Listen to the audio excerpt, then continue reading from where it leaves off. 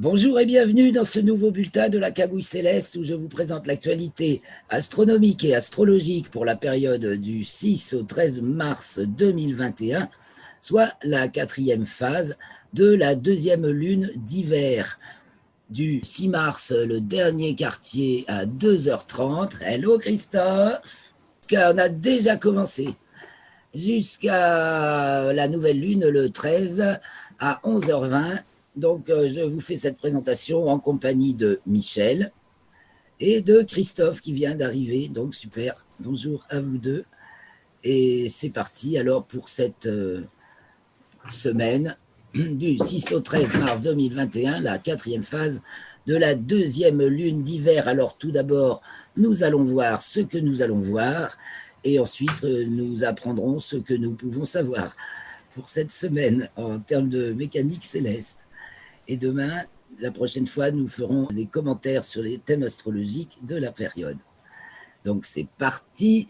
Qu'allons-nous voir cette semaine? Je vous emmène sur Stellarium le 6 au matin pour voir ça directement.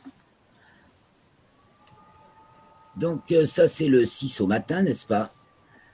Le 6 au matin, donc, parce que comme c'est le dernier quartier, la lune se lève aux alentours de la minuit. Alors là, donc en fait, sur cette image, il est 3h30 du matin. Le dernier quartier a lieu à 2h30, le 6 mars. C'est l'heure du lever de la lune, chez nous, enfin chez moi. Donc là, je l'ai mis 1 heure après son lever. Vous voyez, elle est au sud-est, pas bien haut, à côté d'Antares, à laquelle elle était conjointe la veille. Donc elle se lève à 2h30.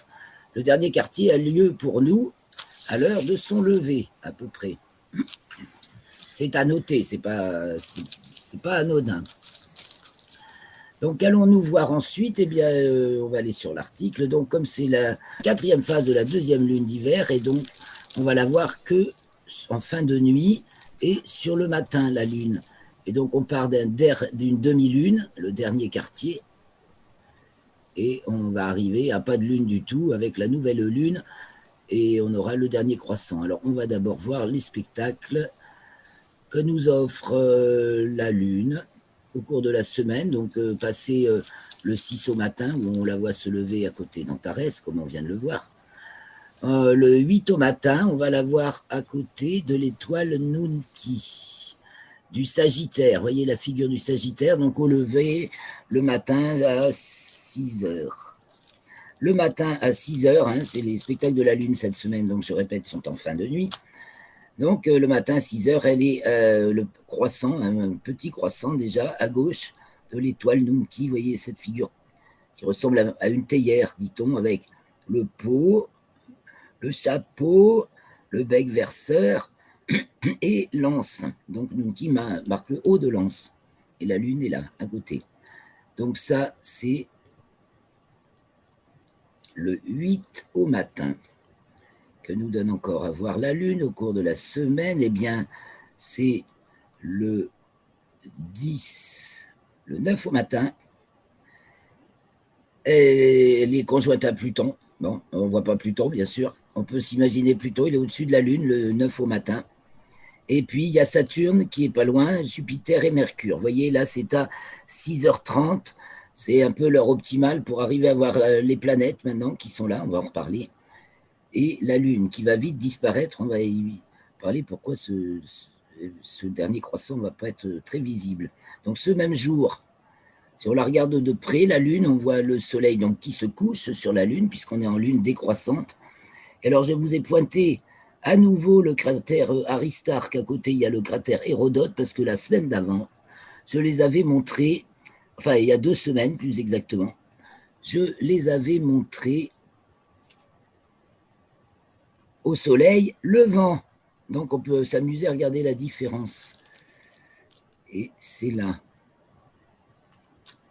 Voilà, au Soleil levant, Aristarque et Hérodote. Alors j'avais pointé Hérodote et cette fois-ci, je vous ai pointé Aristarque. Mais là, ce coup-ci, c'est au soleil couchant, vous voyez la différence. Et on est au même endroit. Donc c'est des petits plaisirs d'observation qu'on peut se faire pour pas cher si on est au courant. C'est pas très difficile, quoi. Je veux dire, quand je dis pour pas cher, pas besoin d'une paire de jumelles et ça fait l'affaire. Et donc, on arrive très rapidement au dernier croissant. Déjà, le 10, il n'est pas gros. Enfin, il est encore un peu gros, mais il n'est pas haut, surtout dans le ciel. Et donc, le 11 au matin, c'est vraiment le dernier qu'on peut voir, alors que la nouvelle lune n'est que le 13 à 11h20. Vous voyez, c'est plus de 48 heures avant, 54 heures avant la nouvelle lune, très longtemps avant. Et pourtant, il se lève à peine avant le soleil. En fait, le soleil va se lever là, par là, à l'est, puisque c'est l'équinoxe bientôt. Il va se lever par là, tandis que la lune, elle se lève là.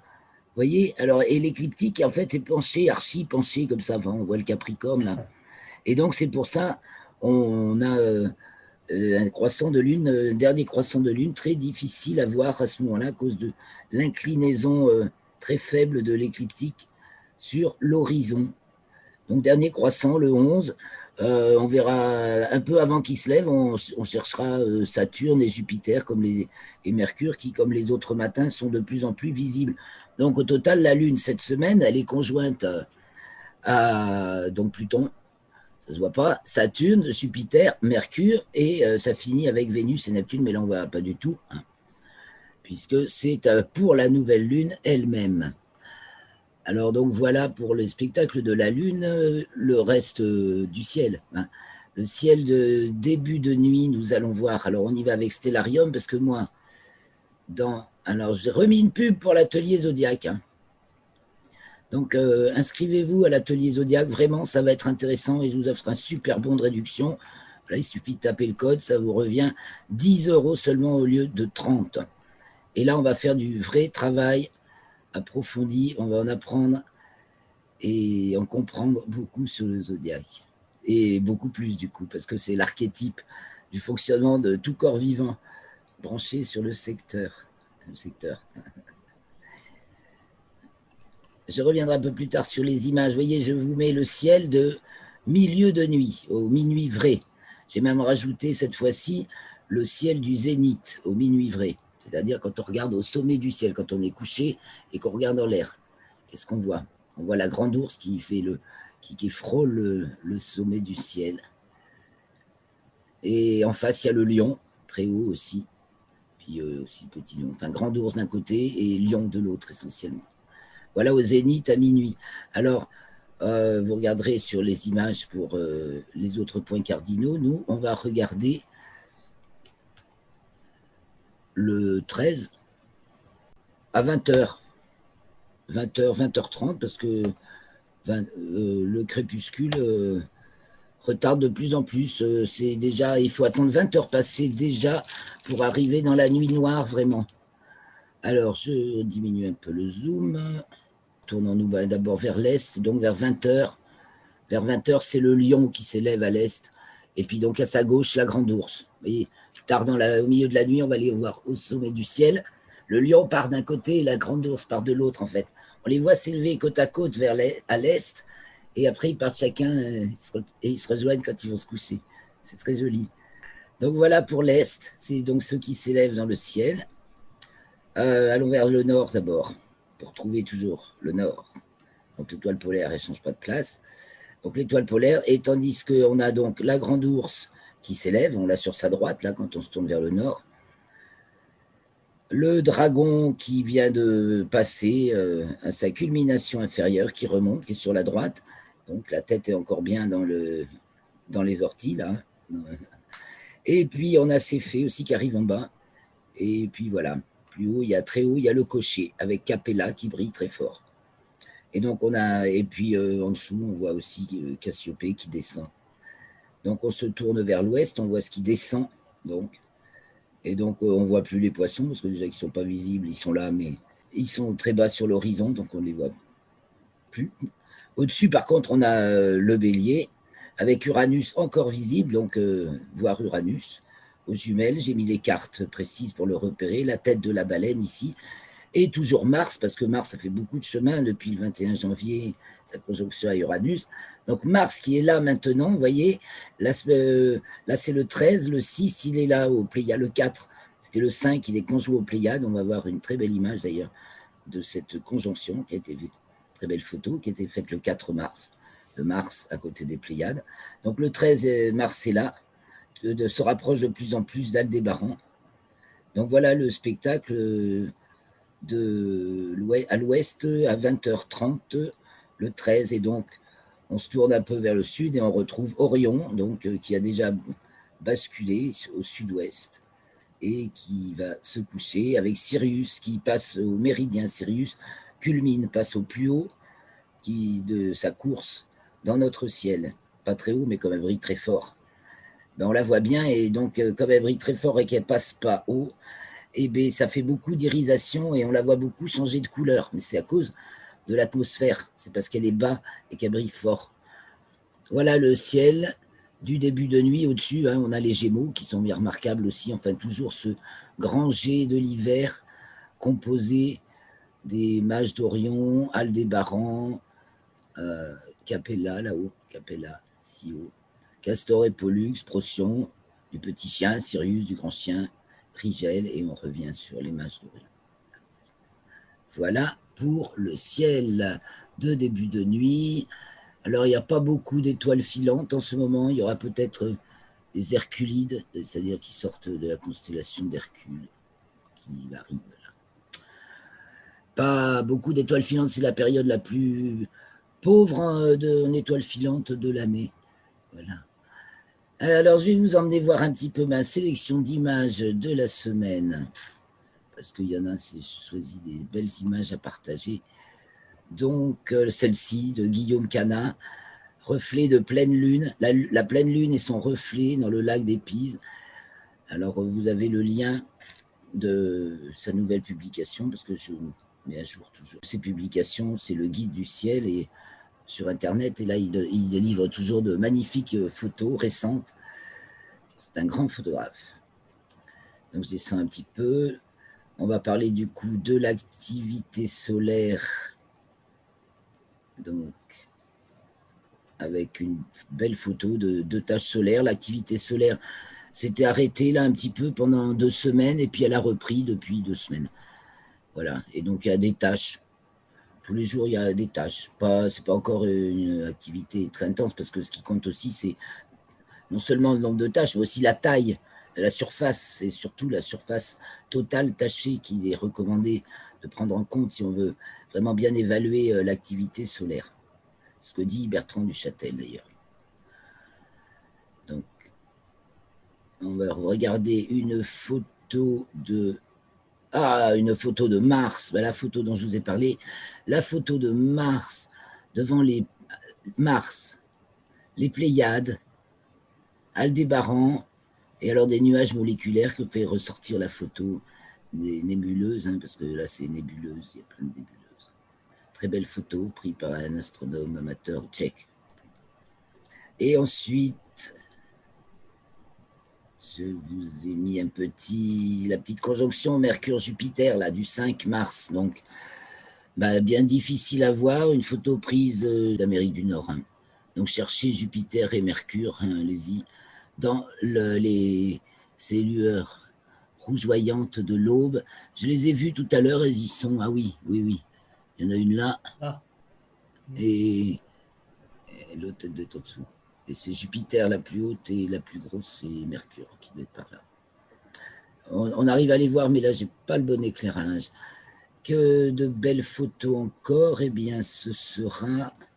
Ah, profitez-en aussi, si vous avez envie de voir la petite planète Vesta, c'est la plus facile à voir de tous les astéroïdes. Sa magnitude est à l'heure actuelle de 6, comme Uranus, visible avec des jumelles, car elle est à l'opposition du Soleil, donc je vous montre, on sait qu'on peut la voir, et devant le Lion en plus, donc vraiment bien placé, bien entendu. En plus, assez facile à repérer, puisque vous voyez là, c'est Régulus, voilà la figure du Lion, et donc c'est l'étoile Chertan, je crois, celle-ci, Chertan du Lion. On voit bien la figure d'Enebola, c'est la queue du lion. Et donc Vesta est là le 7. Le 7, c'est le jour où elle est à l'opposition dans le plan écliptique, je crois. Et le 9, elle est au périgée, donc c'est un peu déplacé, vous voyez, c'est un astéroïde, donc comme une planète, enfin une petite planète, donc ça bouge par rapport aux étoiles, et le 9, on la repère ici. Donc repérable aux jumelles. Vesta, la plus facile de toutes les petites planètes à voir. La numéro 4. Et donc, il me reste... l'IMCCE a publié sa nouvelle lettre d'information. Donc, il y a le schéma animé de la course de la Lune, du Soleil et des planètes au cours du mois le long de l'écliptique. C'est ce trait du milieu. Donc, la Lune, conjoint Jupiter, conjoint Mercure, conjoint Neptune, Vénus, bon, nouvelle Lune, ensuite Uranus et Mars. Vous voyez, comme ce regroupement planétaire qui dure depuis un bon mois, toutes les planètes étant regroupées. Donc la Lune est cette semaine, la Lune est conjointe à donc Pluton, Saturne, Jupiter, Mercure, Vénus et Neptune en même temps. Hein, parce qu'en plus, c'est les conjonctions Soleil-Neptune, on y reviendra. Donc il reste que Uranus et Mars hein, qui arrivent la semaine prochaine. Et pendant 15 jours après, il n'y a pas de conjonction planétaire, puisque tout se passe du même côté.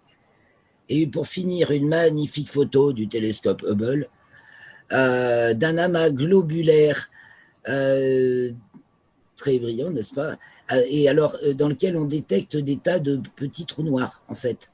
Et ça, on explique pour ça le fait que les étoiles puissent être aussi rapprochées.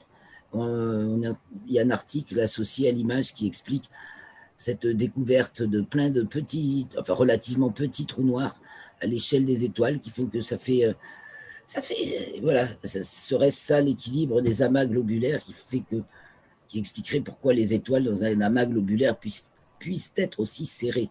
Donc cet article est intéressant, c'est un article publié sur PGJ Astronomie, donc il est là. Vous avez tous les liens. Et donc voilà pour la présentation. Petit mot sur l'actualité astronautique aussi, qui est juste avant dans l'article. Hein. Où c'est qu'on en est? Eh bien, Mars, les 3 missions pour Mars sont couronnées de succès pour l'instant, hein, et Persévérance ne cesse. Vous avez tout le fil de l'actualité de Persévérance, il y a toujours du nouveau. Du côté arabe et du côté chinois, on sait que les sondes sont en orbite, maintenant c'est réussi. Il n'y a pas énormément de nouveaux cette semaine. Quoi de nouveau essentiellement? C'est les Astronews de Jean-Pierre Martin qui refait tout leur récapitulatif de l'atterrissage de Persévérance sur Mars. Donc, nouvelle lettre du guide du ciel avec des magnifiques photos, la lettre de l'IMCCE avec plein d'articles de référence sur l'équinoxe de printemps, sur l'heure d'été, sur une occultation d'étoiles par un astéroïde, si vous voulez comprendre un peu comment ce genre de technique fort intéressante qui donne plein d'informations. Et puis la rubrique habituelle. Et donc dans les nouvelles du ciel, ben voilà, il y a le nouvel AstroSurf Magazine aussi pour les fans d'astronomie pratique et technique et poétique. Et puis Hubble résout le mystère de l'atténuation de l'étoile monstre. La comète s'arrête près des astéroïdes Jupiter et Hubble découvre la concentration de petits trous noirs. Donc c'est l'image que je viens de vous montrer. Bon, voilà pour ce qu'il y a à voir pour la semaine. On continue avec savoir.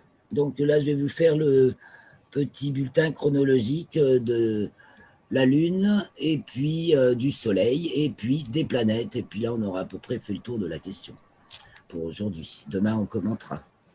Donc, savoir. La Lune. La Lune, au dernier quartier, elle est donc dans le signe du Sagittaire devant la constellation d'Ophiuchus. Donc, le 6, elle passe à son descendant à 1h55 et c'est le dernier quartier à 2h30. À 5h56, elle sort des limites zodiacales. Le 7, elle arrive devant la constellation du Verseau, le 7, puis elle entre dans le signe du Capricorne à 3h19. Elle arrive à sa déclinaison minimale, donc hors limite zodiacale, 25 degrés en dessous du plan de l'équateur. La limite zodiacale étant 23 degrés 26, c'est celle du Soleil au solstice. Donc la Lune a sa déclinaison minimale donc à 21h40. Le 8, elle est conjointe à Nunki à 8h41. Comme on l'a vu tout à l'heure, donc il faut regarder plutôt vers 6h30 du matin, ou plus tard, 7h ou plus tard. Le 9, elle est conjointe à Pluton à 1h52. Elle arrive devant la constellation du Capricorne à 7h18, entre dans le signe du Verseau à 8h40 et rentre dans les limites zodiacales, sud, donc à 10h34. Oui, j'ai oublié de dire que c'était déclinaison minimale, sud, donc. Le 10, elle est conjointe à Saturne à 1h44 et elle est conjointe à Jupiter à 18h57. Le 11, elle est conjointe à Mercure à 4h31. À 7h, on peut voir le dernier croissant avec des jumelles, peut-être, il faudra-t-il des jumelles. Elle arrive devant la constellation du Verseau à 8h25. Elle entre dans le signe des Poissons à 14h43. Le 12, elle est à sa latitude minimale, le ventre du dragon, à 19h14. Le 13, elle est conjointe à Vénus à 4h28, conjointe à Neptune à 6h51. C'est la nouvelle lune à 11h20. Elle arrive devant la constellation des Poissons à 19h17. Et du coup, le 14, elle entre dans le signe du Bélier à 0h43, ce qui fait 23h43 en temps universel. Voilà pour la Lune. Au Soleil, le Soleil qui est devant la constellation du Verseau arrive devant celle des Poissons le 12 mars à 8h20. Il est dans le signe des Poissons jusqu'au 20 mars, du 18 février au 20 mars. Et il est conjoint à Neptune le 11 mars à 1h02. Donc ce qui fait que Neptune est à l'apogée le 11. Donc, je vous montre peut-être une image qui illustre ça que j'ai préparé pour vous. Alors, là, on a la conjonction Soleil-Neptune. Neptune est là. Donc, Neptune est derrière le Soleil. Elle se lève en même temps que lui, elle se couche en même temps que lui. Et déjà que quand elle est visible, on ne peut pas la voir. Là, on ne la voit pas. Bon. C'est donc la conjonction Soleil-Neptune ou, vue du Soleil, l'opposition Terre-Neptune qui se produit exactement au même moment dans les deux référentiels. Je reviens sur mon article. Les planètes, alors qu'est-ce qu'il y a d'autre? Eh bien, Mercure est à son élongation ouest maximale le 6. Alors qu'est-ce que c'est que l'élongation? Ça pareil, je vous montre pour bien comprendre. L'élongation, on en parle pour les planètes intérieures, Mercure et Vénus, celles qui sont entre le Soleil et la Terre, dont l'orbite est intérieure, donc, à la Terre. Et donc, l'élongation maximale, ben, c'est l'angle maximal duquel on puisse voir la planète depuis la Terre. Quel que soit... parce que Mercure, bien sûr, tourne autour du Soleil, et la Terre tourne autour du Soleil, Vénus aussi. Bon, quand Mercure est là, c'est la conjonction inférieure. Et quand elle est là, vous voyez, quand c'est un carré Soleil-Terre en héliocentrique, et en géocentrique, ça nous fait un petit angle de 27 degrés, de toute façon maximale, pour Mercure. Pour Vénus, l'angle est de 45 degrés maximal. On ne peut pas voir jamais Vénus à plus de 45 degrés du Soleil depuis la Terre, et on ne peut pas voir Mercure à plus de 27 degrés du Soleil depuis la Terre. Or là, c'est le cas, elle est à 27 degrés ouest, donc, puisqu'elle est dans le ciel du matin. Mais néanmoins, on la voit mal. On la voit très mal chez nous, dans l'hémisphère nord. Il faut aller sous les tropiques parce que, pareil, l'écliptique est très inclinée, donc elle ressort. Elle ne monte pas au-dessus de l'horizon. Elle est difficile à voir. Essayez de la voir, puisqu'il y a Jupiter pas loin, encore cette semaine, avec des jumelles. Mais il faut un horizon limpide et bien dégagé. Voilà, et c'est tout en géocentrique, donc Mercure, donc, qui achève sa boucle de rétrogradation. Souvenez-vous qu'elle a été rétrograde du 31 janvier au 21 février, 27e degré Verseau, au 12e Verseau. Donc là, elle repasse au 27e Verseau, où elle avait entamé sa rétrogradation. Et donc, elle achève sa boucle le 13 et arrive devant la constellation du Verseau le même jour. Et en héliocentrique, c'est calme aussi, il ne se passe pas trop grand-chose. Mercure rentre dans le signe du Sagittaire le 7, il est en Scorpion, puis arrive en Sagittaire le 7. Et donc la Terre est opposée à Neptune le 11, puisque le Soleil est conjoint à Neptune. en géocentrique. J'ai noté également les parallèles de latitude héliocentriques, que je peux vous montrer vite fait sur le schéma en bas. Ici, là, voilà. Donc Mercure était là, sur l'échelle des latitudes héliocentriques. Côté gauche, ça descend. Le 6, Mercure est là, et donc passe en parallèle à Neptune, le 6, et à Pluton, le 7. Je l'ai noté.